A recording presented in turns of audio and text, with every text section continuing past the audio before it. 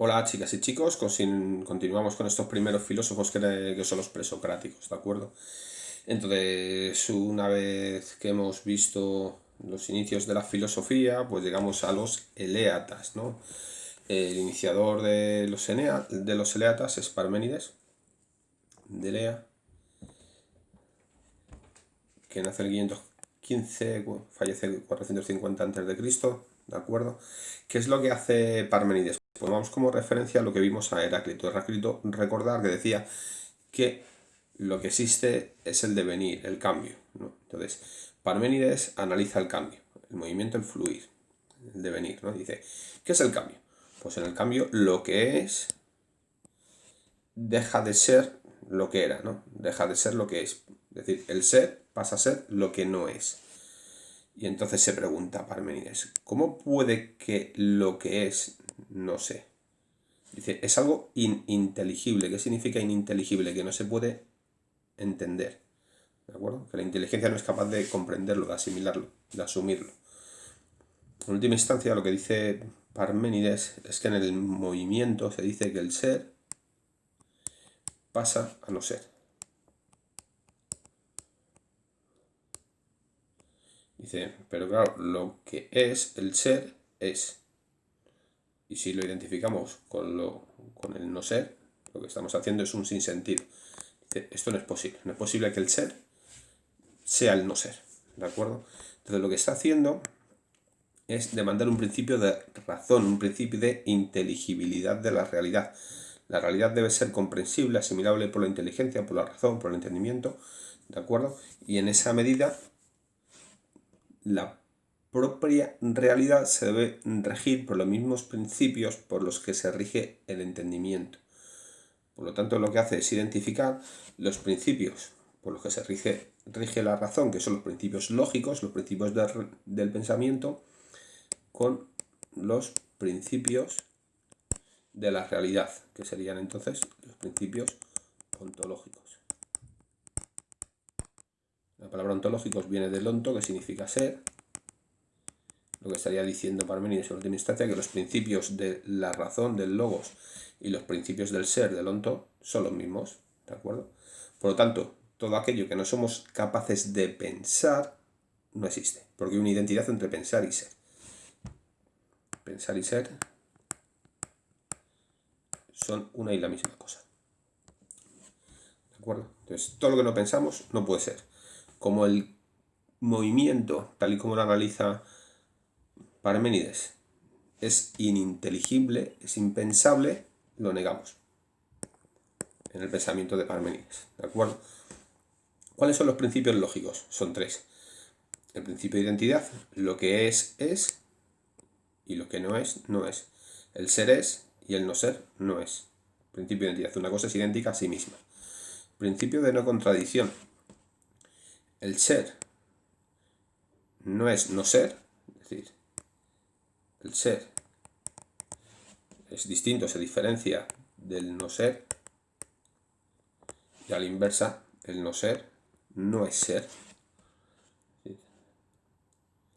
El no ser es algo distinto, diferente del ser. ¿De acuerdo? El ser, por el principio de identidad, es idéntico a sí mismo y el no ser es idéntico a sí mismo, y por el de no contradicción, pues el ser es distinto del no ser, y por lo tanto el ser no es no ser y el no ser no es ser. ¿De acuerdo?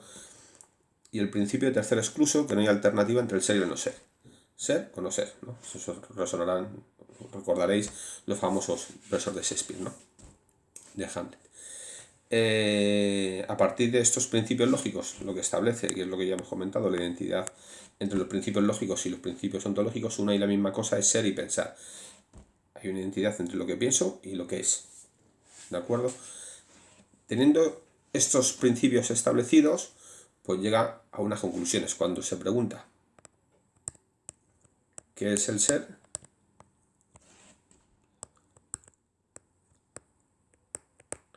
¿De acuerdo? Parménides empieza a desarrollar a partir de la aplicación de estos principios lógicos unas características ontológicas, unas características del ser, de lo que la realidad es, ¿no? El ser. ¿El ser qué es? Es único. ¿Por qué el ser es único? Porque si hubiera más de un ser, pongamos por caso que hubiera dos seres, ¿qué ocurre? Que entre ambos seres tendría que haber una diferencia. Y esa diferencia tendría que ser en un ser, pero no sería en otro. Por lo tanto, estamos diciendo que esa diferencia, que es una parte de un ser, no sería en otro. Y al decir que no es, Parménides entiende que estamos diciendo ya que el ser es no ser, y estaríamos en contra de estos principios lógicos, porque el ser es, el no ser no es, y por el de contradicción, el ser no es no ser, por lo tanto esa diferencia no puede ser. Porque si esa diferencia es en un ser pero no es en un otro, si es un no ser, no es. Y como no es, no hay diferencia. Y al no ser diferencia, son el mismo ser. Entonces, por lo tanto, solo hay un ser. Es único el ser. Es eterno. ¿Por qué? Porque la otra alternativa, ¿cuál sería? Que no fuera eterno, que fuera finito en el tiempo. ¿No? Estamos hablando aquí de duración. Entonces, si el ser no fuera eterno, después del ser, ¿qué habría? Habría no ser. Pero como el no ser no es, no hay un ser después del ser. Por lo tanto, como no hay no ser después del ser, solo hay ser. Y por lo tanto el ser no tiene final y por la misma argumentación tampoco tendría principio. Porque si el ser hubiera sido originado, ¿qué hubiera sido antes del ser? Decimos un no ser, pero que el no ser no es. Por lo tanto, lo único que puede haber antes del ser es el propio ser y por lo tanto el ser es eterno. ¿De acuerdo? Es inmutable. Inmutable quiere decir que no cambia, que no hay movimiento. ¿Por qué? Porque lo que cambia pasa de ser lo que es a ser otra cosa. Pero entonces estamos diciendo que el ser pasa a no ser y ya hemos visto desde el principio que eso es ininteligible, por lo tanto tampoco hay cambio. Y eso implica que el ser es inmutable. Y luego además es inmóvil, no se mueve, no se traslada de un sitio a otro. ¿Por qué? Porque si se trasladara de un sitio a otro el ser, pues dejaría de estar en un sitio para estar en otro. Tener en cuenta que nosotros en castellano diferenciamos entre ser y estar, pero esto no ocurre en todas las lenguas, utilizan el mismo verbo, ¿no? el mismo verbo del ser. En esa medida, Parménides desarrolla una descripción de la realidad a partir de la inteligencia de un modo inteligible, porque es lo que ha demandado un principio de razón, ¿de acuerdo? Pero lo que ocurre que lo que afirma Parménides se opone a al mundo que nosotros percibimos a través de los sentidos. Él lo que va a establecer es la diferencia entre la apariencia y la realidad, despreciando que el conocimiento sensible. El conocimiento sensible es el que nos pone en contacto con la apariencia, pero más allá de esa apariencia, a través de la inteligencia somos capaces de alcanzar la auténtica realidad y esa auténtica realidad es la que coincide con el pensar. ¿De acuerdo? Tenemos dos discípulos de Parménides. Uno es Meliso y otro es Zenón, ¿de acuerdo? Meliso de Samos y Zenón de Lea. Meliso de Samos lo situamos en torno al año 470 a.C. aproximadamente, ¿de acuerdo? Defiende la doctrina de Parménides frente a las críticas de los pitagóricos. ¿Qué es lo que ocurre? Que va a introducir una característica más del ser y va a decir que es infinito, ¿de acuerdo? Para los griegos lo perfecto no es lo infinito, sino que es lo finito en el pensamiento griego. ¿Por qué? Porque lo finito es lo acabado. Y entonces algo inacabado no puede ser perfecto, no puede estar dotado de la perfección, ¿de acuerdo?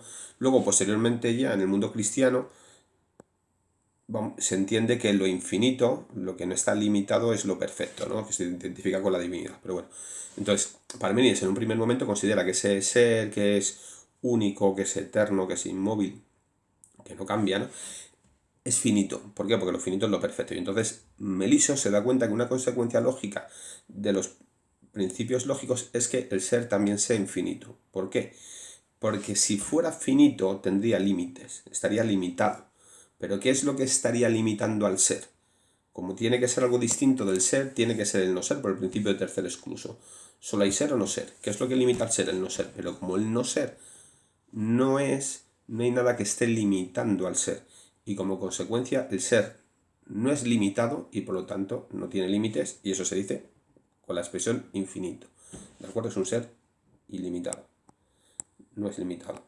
No es finito, por lo tanto es infinito. Y luego tenemos a Zenón de Lea, que lo situamos aproximadamente 490-430 a.C. también, y considera que el movimiento es ininteligible. El movimiento no se explica. Aquí nos está hablando del movimiento de traslación, ¿de acuerdo? Desarrolla la paradoja de Aquiles y la tortuga y dice, que imagino que todos conoceréis, si nosotros situáramos a Aquiles, el de los pies ligeros, ¿no? El héroe más rápido, ¿no? de toda Grecia, en una competición con la tortuga, dando una ventaja a la tortuga, lo que dice Zenón de Elea es que Aquiles nunca alcanzaría a la tortuga. Eso es un ejercicio de pensamiento. Recordad, como hemos visto antes, que con Parménides se desecha el conocimiento sensible, el que nosotros vemos. Si nosotros ponemos esta carrera en práctica, no con Aquiles, con cualquier ser humano, pues cualquier ser humano alcanzaría la tortuga. Pero eso sería en apariencia. En realidad no ocurre. ¿Por qué? Porque lo que ocurriría en realidad es que una vez iniciada la salida con esta ventaja que tenemos aquí en este dibujo, la tortuga y Aquiles iniciarían sus movimientos. La tortuga estaría en el punto A y Aquiles en el punto B. ¿De acuerdo? Entonces, iniciada la carrera, Aquiles sale corriendo. ¿A dónde tiene que llegar? A donde está la tortuga. ¿De acuerdo? Entonces llegaría al punto A. Pero la tortuga, aunque sea más lenta que Aquiles, se ha movido un poco. ¿De acuerdo? Estaría en el punto A sub 1. ¿De acuerdo? Entonces, Aquiles, que está aquí, tendría que ir al punto sub 1. Pero mientras llega al punto sub 1, la tortuga, aunque haya sido más lenta, ha llegado al punto ab sub 2. Entonces, mientras Aquiles llega al punto ab sub 2, la tortuga llega al punto ab sub 3, y entonces podemos seguir ese procedimiento hasta el infinito. ¿Por qué? Porque según lo pensamos, el espacio se puede dividir hasta el infinito, infinitas veces. Por lo tanto, yo siempre puedo afirmar que la tortuga, por muy poco que corra, en comparación a la velocidad de Aquiles, siempre se habrá adelantado, aunque sea un poco, a la distancia que le persigue Aquiles. ¿De acuerdo? Entonces, siempre estaría un instante por delante, ¿no? Un momentito por delante. Entonces Aquiles nunca alcanzaría a la tortuga. Como no podemos pensar, dice Zenón, que Aquiles alcanza la tortuga, realmente Aquiles no adelanta a la tortuga. Este ejemplo es muy importante para entender lo que están planteando los eleatas, ¿de acuerdo? Esa identidad entre el ser y el pensar. Aquello que no soy capaz de pensar no existe. No soy capaz de pensar que Aquiles alcanza la tortuga, por lo tanto, no la alcanza. ¿Que estoy viendo que lo hace? Pero no lo hace realmente. En apariencia sí. Pero cuando lo pienso, que es lo que me permite acceder a la auténtica realidad, descubro que no es así. Luego tenemos Anaxágoras, ¿de acuerdo? De Calzomene. Nace aproximadamente en el año 500, fallece en el 428 a.C. ¿De acuerdo? Es el primer filósofo que ya llega a Atenas, ¿de acuerdo? Él va a afirmar que ese arjé por el que venimos preguntándonos, ¿de acuerdo? Son unas semillas que él llama espermata o meomerías posteriormente, ¿de acuerdo? ¿Qué dice de estas semillas, de esos espermatas que nos encontramos en la realidad? Pues estas semillas, dice, son infinitas y cualitativamente distintas. Hay una cualidad que diferencia una de otras, ¿de acuerdo? ¿Qué es lo que ocurre? Lo que ocurre es que hay un torbellino de mezclas y separaciones de las semillas que ha dado lugar al cosmos, siguiendo un principio que implica que hay un orden querido, buscado y planificado, ¿de acuerdo? Siguiendo un principio, siguiendo un orden. Ese principio, que es el Arjé, ¿de acuerdo? Que rige el torbellino, que es el nous, la inteligencia o espíritu, ¿de acuerdo? Hay una inteligencia que ha puesto en movimiento ese torbellino de mezclas de semillas y que se han ordenado siguiendo un determinado orden establecido por esa inteligencia. Como hay una inteligencia que ordena la realidad, esa realidad se puede conocer también por la inteligencia humana y hace que la realidad sea inteligible, que la podamos entender, podamos acceder a ese orden, ¿de acuerdo? Ese nous es algo distinto de las semillas, y en tanto que es algo distinto e independiente de las mismas, nada limita al nous y tiene plena autonomía. Es decir, se pueden dar las normas que él quiere, ¿de acuerdo? Ha generado un determinado orden, pero podría haber generado cualquier otro, ¿de acuerdo? ¿Qué es lo que ocurre? Que una vez que ese nous ha iniciado el torbellino de mezclas de las semillas que ha dado lugar a la realidad, ¿de acuerdo? El nous ya no interviene más y todo se desenvuelve mecánicamente. Una vez iniciado el procedimiento, ese orden se desenvuelve por sí mismo. ¿Por qué? Porque las normas, el logos ya está establecido y simplemente se desenvuelve. Entonces tendríamos que aquí el principio es el nous y luego tendríamos a Demócrito, ¿de acuerdo? Demócrito intenta realizar una labor fundamental que es poner en valor el conocimiento sensible, retomarlo, ¿de acuerdo? ¿Qué es lo que ocurre? Que para aceptar el conocimiento sensible se ve abocado a aceptar la existencia del vacío, y el vacío es el no ser, pues imagina los eleatas lo que van a pensar de él, ¿de acuerdo? Y niega fuerzas fuera de la materia misma, por lo tanto tenemos una explicación inmanente. ¿De acuerdo?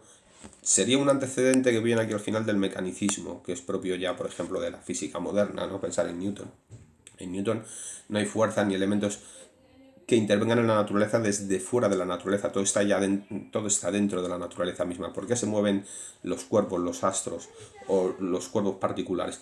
Porque hay una fuerza dentro de la propia naturaleza, que es la fuerza de la gravedad, que provoca esos movimientos, ¿de acuerdo? Un antecedente del pensamiento de Demócrito lo encontraríamos en el atomismo de Leucipo, que es un átomo lo indivisible, ¿de acuerdo? Entonces, la realidad de que está compuesta de átomos que se mueven, ¿en qué? En el vacío, que lo ha presupuesto, que lo hemos visto antes, ¿de acuerdo? Pues estos átomos, ¿cómo son? Son eternos, son cualitativamente iguales, esto cuidado con las semillas que hemos visto anteriormente, aquí son iguales, cualitativamente iguales, y se mueven en el vacío, ¿de acuerdo? ¿Estos átomos siguen alguna causa externa? Dice Demócrito. No, se mueven por sí mismos, de forma espontánea. Chocan en esos movimientos que se producen en el vacío, se producen en el no ser, chocando unos por otros. Y ese movimiento azaroso es lo que da lugar a la realidad que nosotros conocemos. Entonces hay una intervención del azar, ¿de acuerdo? Y es lo que da lugar pues, a esto que nosotros comentaba yo antes, que es el mecanicismo, ¿de acuerdo? Entonces, esta postura de Demócrito y que parte de Leucipo, pues sería una postura plenamente materialista. Cuando nos preguntamos qué es el ser es materia compuesta de unas partículas últimas indivisibles, que son los átomos, ¿de acuerdo? Que se mueven por sí mismos de un movimiento azaroso sin obedecer a ningún ser ni a ningún tipo de naturaleza externa a la naturaleza. No hay un plan del cosmos ni nada por el estilo, ¿de acuerdo? Y con Demócrito pues hemos acabado los filósofos, estos primeros filósofos, que son los filósofos presocráticos, ¿de acuerdo? Aquí tenemos un esquema que espero que os ayude un poco, ¿de acuerdo? Por una parte tendríamos los primeros filósofos que podíamos diferenciar en dos ramas. Por una parte, aquellos que a la respuesta del arjé responden con un único arjé, que sería el monismo, y aquellos que ofrecen una pluralidad en el arjé. Dentro del monismo tendríamos los primeros filósofos de Jonia, de acuerdo, que identificaríamos con el monismo físico. ¿Por qué? Porque ese arjé es físico, es material. Y tendríamos a Tales Mileto con su respuesta del agua, Anaximandro el apeiro, Anaxímenes el aire, Heráclito el fuego. Y luego tenemos dentro del monismo, en Italia, el monismo metafísico, ¿de acuerdo? En el monismo metafísico tendríamos a Pitágoras, que era el primero que ofreció un arjé inteligible, que estaba más allá de la materia y que daba cuenta de la materia misma. Y luego tenemos a Parménides, Zenón y Meliso, que son los eleatas. ¿De acuerdo?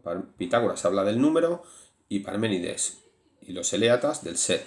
Y luego tenemos el pluralismo, y aquí nos encontraríamos aquellos que dicen que el arjé es plural. Tendríamos Empédocles con los 4 elementos, ¿de acuerdo? Tierra, agua, aire y fuego. Anaxágoras, que nos habla de las semillas, ¿de acuerdo? Y luego Demócrito de los átomos. Y con esto pues habríamos visto lo que sería estos primeros filósofos. Os doy las gracias por ver el vídeo, espero que os haya sido de ayuda, de claridad, y cualquier duda, pues ya sabéis, no tenéis más que plantearla. Un saludo.